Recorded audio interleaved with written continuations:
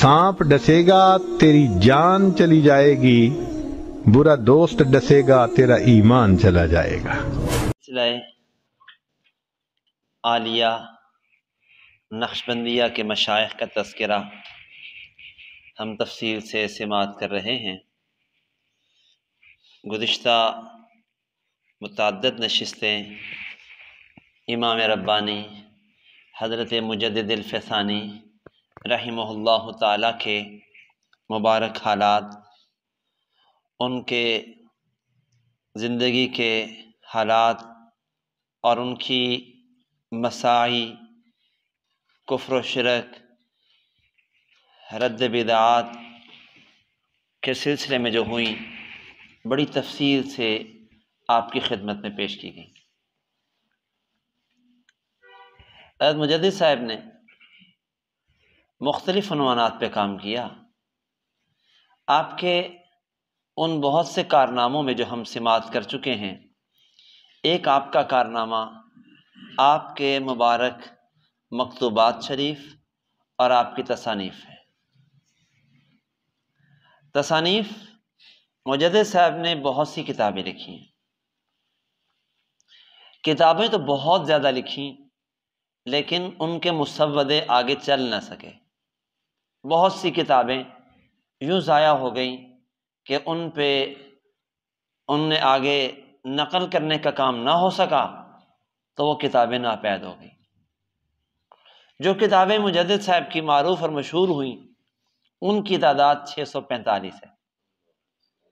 645 किताबें मुजद्दिद साहब की मारूफ़ और मशहूर हुई हैं।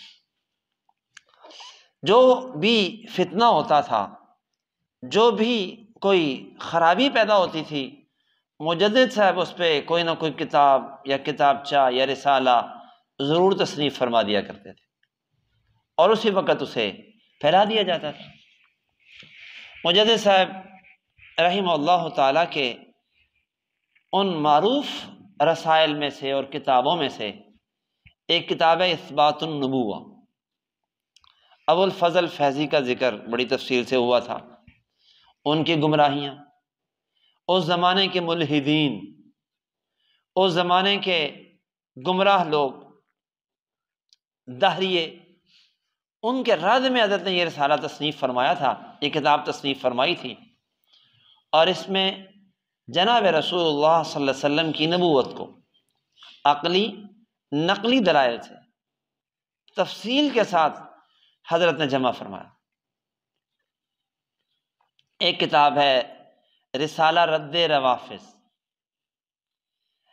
राफ़िज़ियों ने मशहद शहर में उलमा के खून से होली खेलने का एक फतवा लिखा, मशहद का मुहासरा किया, और उस वक़्त उलमा, अहले सुन्नत के उलमा का खून करने को उन्होंने जायज़ बताया। तो हज़रत ने उनके रद्द में एक रिसाला लिखा, रिसाला रद्द रवाफ़िज़। इसी तरह हज़रत ने अपने शेख व मुर्शिद हज़रत ख्वाजा बाक़ी बिल्ला रहिमहुल्लाह ताला के जो रुबाइयात थे, उनकी शरह में किताब तहरीर फरमाई। अवारिफ़ुल मारिफ़ तसव्वुफ़ की बड़ी छोटी की किताब है, उसकी तालीक़ात लिखी, उस पर काम किया, उसका हाशिया चढ़ाया। रिसाला इल्म हदीस, रिसाला तहलीलिया, कलमा ला इलाहा इल्लल्लाह पे रिसाला लिखा, आदाबुल मुरीदीन, मब्दा व मआद, मुकाशफात गैबिया, मारिफ़ लदुनिया, और इसके अलावा बहुत सी किताबें हैं। लेकिन जो बड़ा काम हज़रत मुजद्दिद साहब का आज दुनिया के लिए मुफीद हुआ, वो हज़रत मुजद्दिद साहब के मकतूबात हैं। मकतूबात इमाम रब्बानी, ये 2 जिल्दों में उर्दू में है, वरना जो असल मकतूबात थे वो 3 जिल्दों में है। पहली जिल्द 313 मकतूबात पर मुश्तमिल है। यह मुजद्दिद साहब के खलीफा थे यार मोहम्मद, मौलाना यार मोहम्मद बदख्शी। उन्होंने ये पहली जिल्द लिखी थी اس کا نام انہوں نے رکھا در معرفت، معرفت کا موتی۔ دوسری جلد اس کے اندر 99 مکتوبات ہیں۔ نور الخلائق کے نام سے حضرت کے خلیفہ تھے مولانا عبدالحی حصاری، انہوں نے تصنیف فرمائی۔ پہلی جلد لکھی گئی 1025 میں اور دوسری لکھی گئی 1028 میں، اور تیسری جلد معرفت الحقائق کے نام سے مولانا محمد ہاشم برہان پوری نے تصنیف فرمائی، مرتب فرمائی اور حضرت کے مکتوبات جمع فرمائے۔ اس کا نام انہوں نے رکھا معرفت الحقائق، اور یہ 1031 ہجری میں مرتب ہو گئی۔ تینوں مکتوبات کی جلدیں حضرت کی زندگی میں مکمل ہو گئیں۔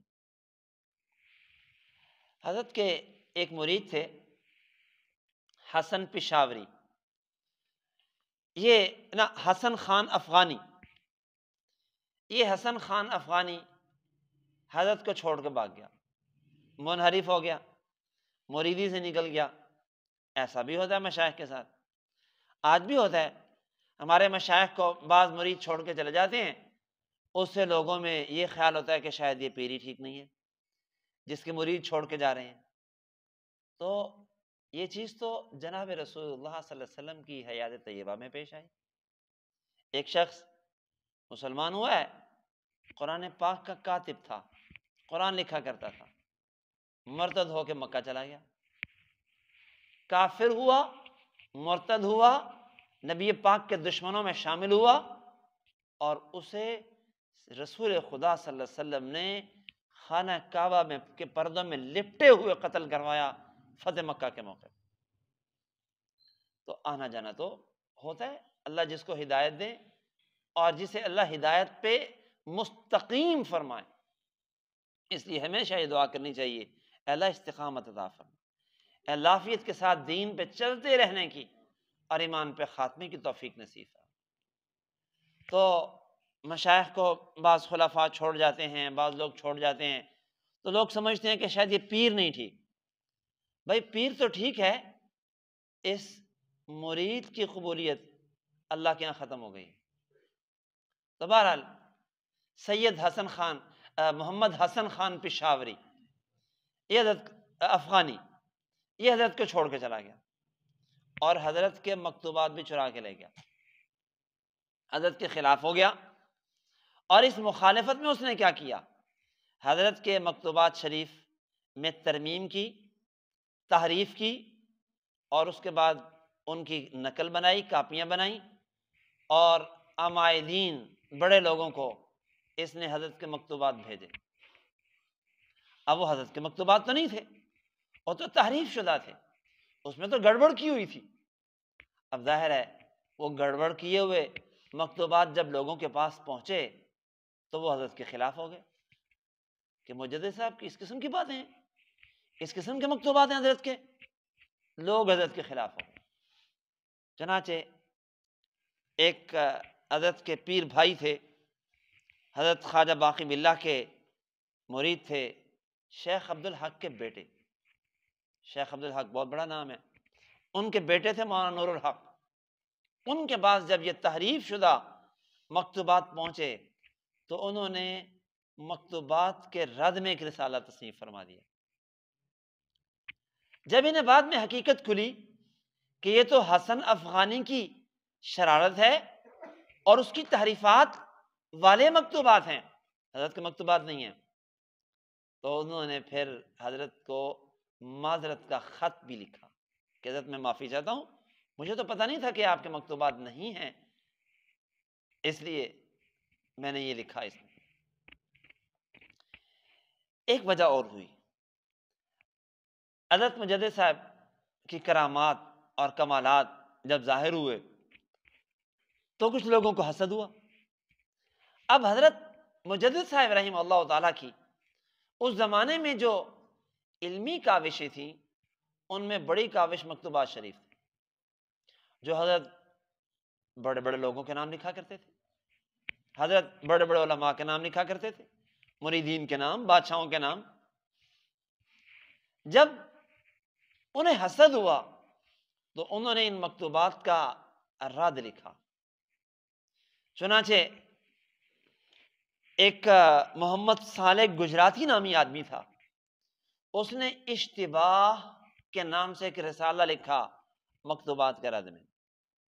حاسد تھا، حسد ہوا، بدعتی تھا، حضرت بدعات کی بڑی سخت تردید کرتے تھے، تو اس نے بدلہ لینے کے لیے مکتوبات کا رد لکھا اشتباہ کے نام سے۔ اسی طرح پھر اس نے 2 بندے تیار کیے، انہیں گمراہ کیا اور انہیں سید محمد برزنجی کے پاس بھیجا۔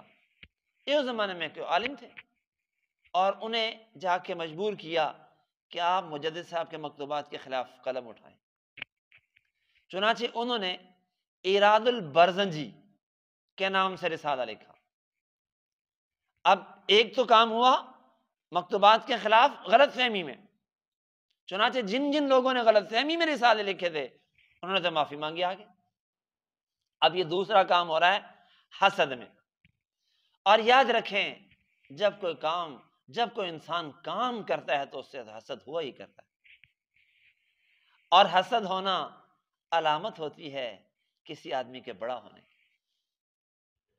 جناب رسول اللہ صلی اللہ علیہ وسلم سے کافر حسد کرتے ہیں، صحابہ، تابعین، تبع تابعین، امت کے بڑے بڑے حضرات، امام اعظم امام ابو حنیفہ رحمہ اللہ تعالی، بہت سے لوگوں نے امام صاحب کے خلاف محض حسد کے اندر قلم اٹھایا، ان کے خلاف کتابیں محض حسد میں لکھی۔ تو حسد بہت بری چیز ہے۔ چنانچہ اس نے بھی رسالہ لکھا سید محمد برزنجی نے۔ اب ان کے خلاف پھر کام کیا گیا۔ ایک اور اس زمانے کا بندہ تھا قشاقشی، اس نے حضرت کے خلیفہ شیخ آدم بن نوری نے جو مکتوبات جمع کیے تھے حضرت کے، اس کے رد میں ایک رسالہ لکھا۔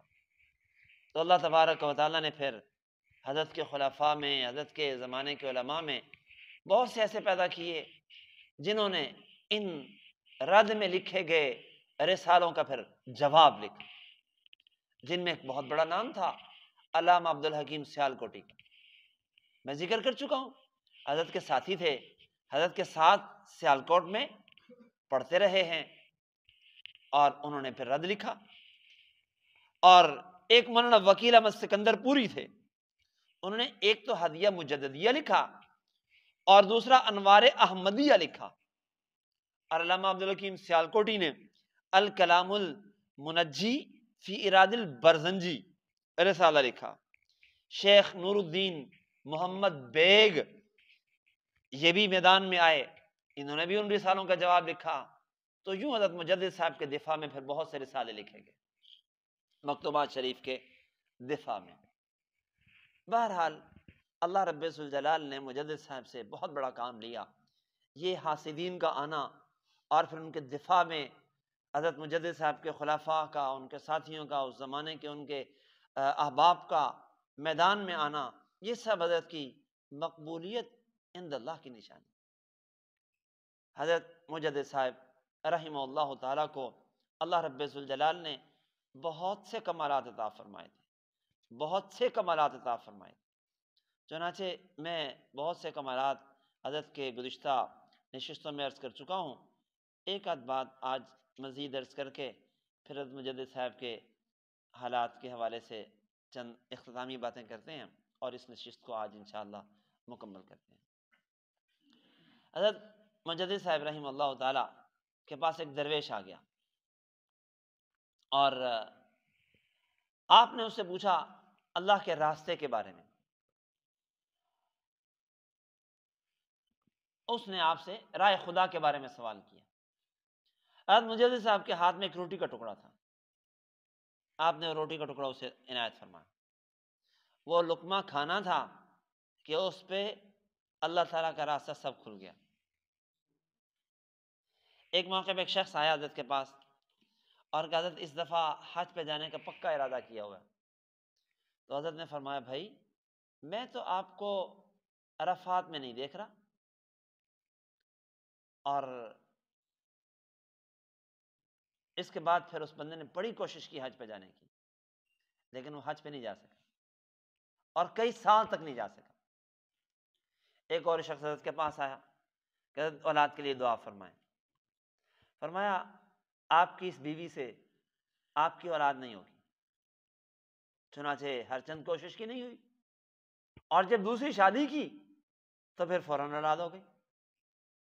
اللہ تبارک و تعالیٰ اپنے بندوں کو بہت سی باتیں سجھا دیتا ہے، بتا دیتا ہے، سمجھا دیتا ہے،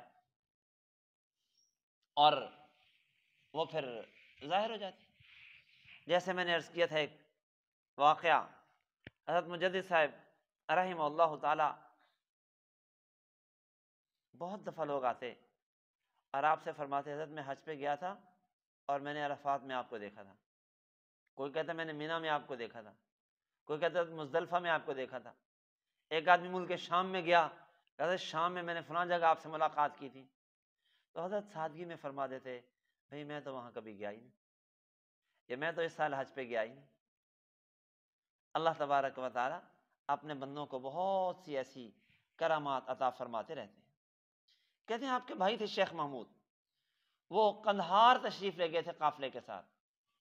ایک دن بیٹھے بیٹھے آپ نے فرمایا کہ میں نے شیخ محمود کو بہت تلاش کیا ہے لیکن اس کا پتہ نہیں چلا، بلکہ اس کی قبر تو قندھار میں دیکھی جا رہی ہے، قندھار میں اس کی قبر نظر آ رہی ہے۔ کہتے ہیں جب قافلہ واپس آیا تو لوگوں نے بتایا کہ جی یہ آپ کے بھائی تو فوت ہو گئے تھے اور انہیں ہم نے قندھار میں دفن کر دیا۔ کہتے ہیں ایک مرتبہ ایک بزرگ تھے خواجہ جمال الدین حسین، آپ کی خدمت میں حاضر ہوئے، آپ نے فرمایا کہ تیرا دل تو عورت میں منہمک ہے، جب تک اس سے پاک نہ ہو جائے کچھ حاصل نہیں ہو سکتا۔ اس نے کہا حضرت آپ بالکل صحیح فرما رہے ہیں، میں کسی عورت کے چکر میں ہوں۔ توبہ کی، توبہ کرتے ہی اس توبہ کی برکات اس شخص پہ ظاہر ہونے لگی۔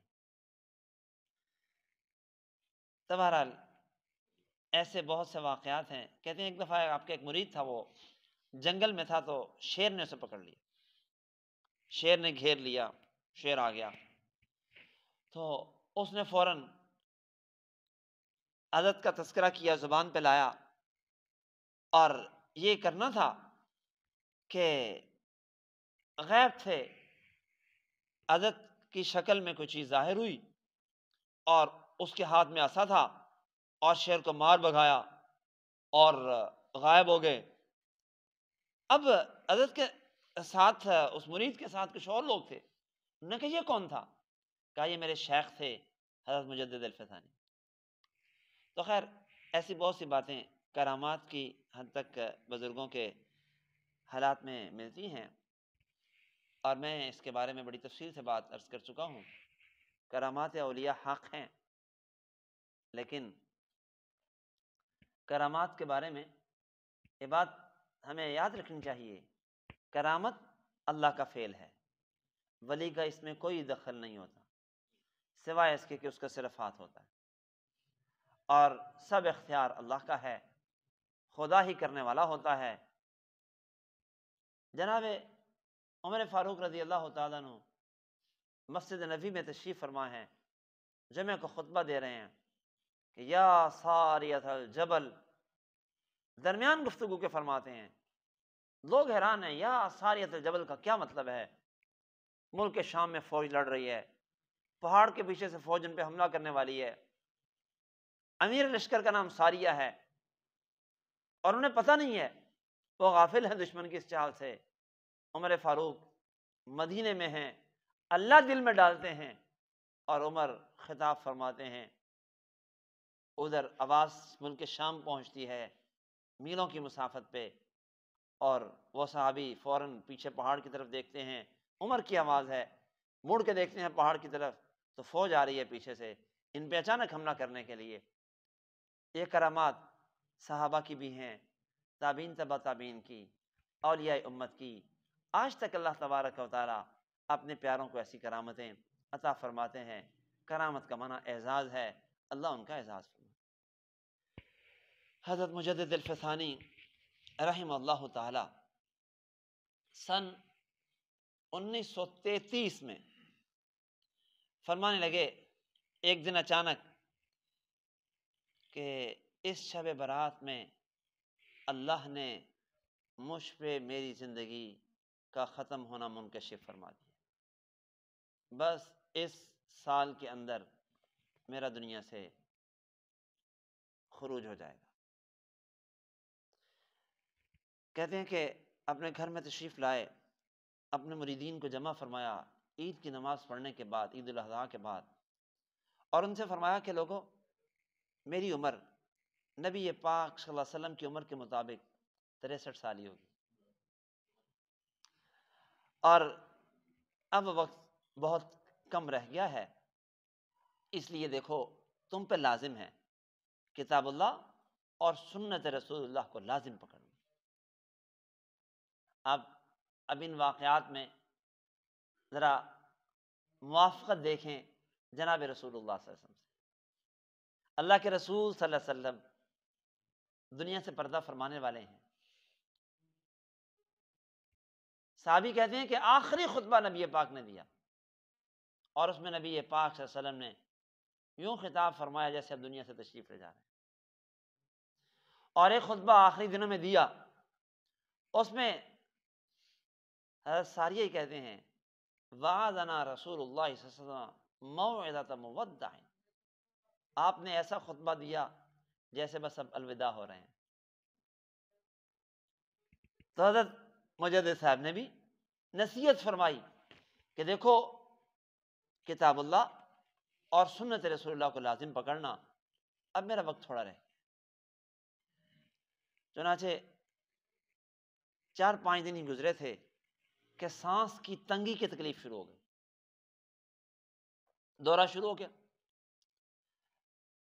عید الاضحیٰ ذی الحج میں ہے، اگلا مہینہ ہے محرم، 12 محرم کو حضرت نے اشارہ فرما دیا کہ اب میری زندگی کے اتنے دن باقی رہ گئے ہیں۔ چنانچہ اس کے بعد آپ اپنے والد بزرگوار کے مزار پہ تشریف لے گئے اور دیر تک مراقب ہوئے، پھر قبرستان والوں کے لیے دعا فرمائی، پھر اپنے جد امجد شیخ رفیع الدین کے مزار پہ تشریف لے گئے، اور وہاں جو قبور تھی ان کے لیے بھی دعا فرمائی، وہاں بھی مراقبہ فرمایا۔ اور یہ سنت تھی جناب رسول اللہ صلی اللہ علیہ وسلم۔ صحابی کہتے ہیں جناب رسول اللہ صلی اللہ علیہ وسلم اپنی ولادت سے تھوڑے دن پہلے بقیع میں تشریف لے گئے اور احد میں تشریف لے گئے، اور آپ صلی اللہ علیہ وسلم نے وہاں پہ دعا کی، یوں لگتا تھا جیسے آپ زندوں اور مردوں کو الوداع فرما رہے ہیں۔ مجدد صاحب نے دونوں مزارات پہ دعا کی اور اس کے بعد گھر واپس تشریف لے آئے۔ اب ذوف بڑھنا شروع ہو گیا، سانس کی تکلیف بھی بڑھنا شروع ہو گئی، بیماریوں نے گھیراؤ کر لیا۔ 22 سفر تھی، حضرت نے سفر کی 22 تاریخ کو اپنے ساتھیوں کو جمع کیا، کچھ نصیحتیں فرمائیں، اور نصیحتوں میں بہت سی ایسی باتیں کہیں جو عالم غیب کی تھی۔ اپنا مقام اور مرتبہ بیان فرمایا، اور اس کو بیان کرنے کے بعد پھر بس حضرت نے فرمایا کہ اب وقت بہت تھوڑا رہ گیا۔ رات کو عشاء کی نماز پڑھی، صبح اٹھے تہجد کے لیے، تہجد کی نماز جماعت سے ادا فرمائی، فجر کی نماز حضرت نے جماعت کے ساتھ کھڑے ہو کے ادا فرمائی، فجر کے بعد پھر اشراق کی نماز پڑھی کھڑے ہو کے، اور اشراق کی نماز پڑھنے کے بعد حضرت اپنے بستر پہ سنت کے مطابق دائیں کروٹ پہ لیٹ گئے آرام کرنے کے لیے۔ تو بیٹا آیا، ابا جان آپ کی طبیعت کیسی ہے؟ تو فرمایا اچھی ہے، 2 رکعتیں جو پڑھنے کی توفیق ہوئی بس وہ کافی ہے، 2 رکعتیں ابھی جو میں نے پڑھ لی ہیں نا اشراق کی، بس یہ کافی۔ اور آخری بات یہ فرمائی، اور اس کے بعد پھر اللہ اللہ اللہ ذکر شروع فرما دی، اور ذکر کرتے کرتے کرتے 23 سفر کو حضرت امام ربانی مجدد الفیضانی کی روح قفس انصری سے پرواز کر گئی۔ اللہ اکبر۔ اب گھر والوں نے سنت کے مطابق آنکھیں بند کر دیں اور لٹا دیا۔ اب جو غسل دینے کے لیے انہیں لٹایا گیا تو ہاتھ مبارک یوں ایسے بند گئے جیسے قیام کے اندر انسان ہاتھ باندھتا ہے۔ غسل کرنے والوں نے بہت زور لگایا کہ ہاتھ چھڑوا کے سیدھے کریں، لیکن ہاتھ نہیں کھلے، وہاں سے گئے اور نماز کی حالت میں دنیا سے گئے، اور اسی حالت میں پھر اللہ کے پاس پہنچ گئے۔ قبر مبارک کے بارے میں خود وصیت فرمائی تھی، چنانچہ حضرت کے بیٹے جہاں مدفون تھے فرمایا مجھے وہیں دفن کرنا۔ اب وہاں 2 قبور تھی، بیٹے کی اور ساتھ کسی اور کی، درمیان میں اتنی جگہ نہیں تھی کہ پوری طرح قبر آسانی سے بن سکتی، لیکن بہرحال وصیت تھی۔ قبر کھودنے والوں کو کہا گیا کہ اسی جگہ کھودنی۔ جیسے ہی قبر کھودنا شروع ہوئی، جگہ خود بخود بڑھنا شروع ہو گئی، اور ایک بارش صاحبزادے کی قبر آگے ہو گئی۔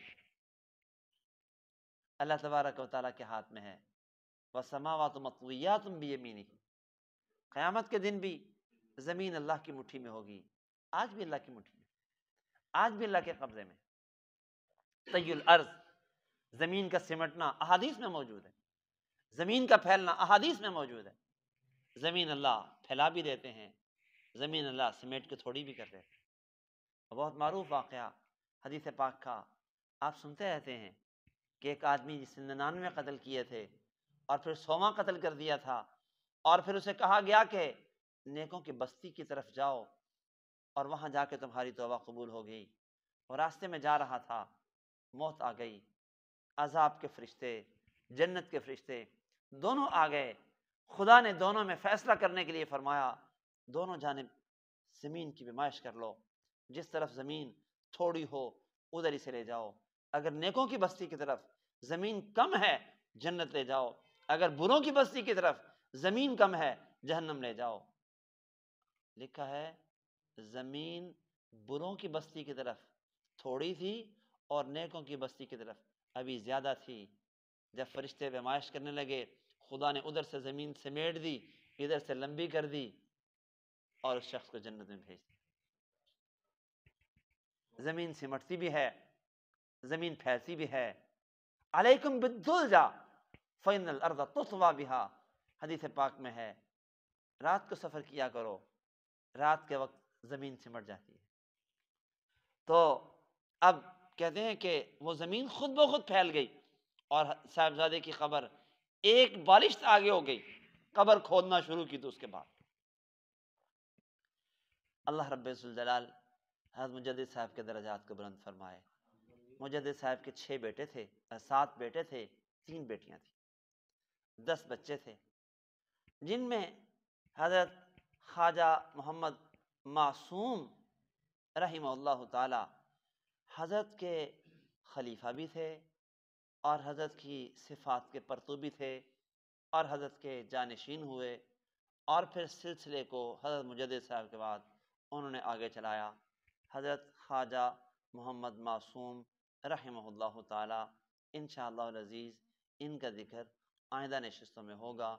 اللہ رب الجلال ہمیں جو باتیں ہم نے مجدد صاحب کے بارے میں سنی ہیں ان پہ عمل کرنے کی توفیق نصیب فرمائے، اور حضرت مجدد صاحب کا مقام اور مرتبہ تو بہت بڑا ہے۔ اللہ رب الجلال ان کی برکت سے، ان کی نسبت کی وجہ سے اللہ تبارک و تعالی ہمیں بھی ان مقربین بارگاہ الہی میں شامل فرما دے۔ یہ سلسلے کی برکات اللہ ہمیں نصیب فرمائے۔ حقیقت یہ ہے ہم بہت خوش نصیب ہیں جو سلسلے نقشبندیہ میں شامل ہوئے ہیں کہ ایسے عظیم بزرگ اللہ رب الجلال نے ہمیں عطا فرمائے۔ اللہ رب الجلال ہمیں اس سلسلے کی پوری برکات نصیب فرمائے۔ وآخر دعوانا ان الحمدللہ رب العالمین۔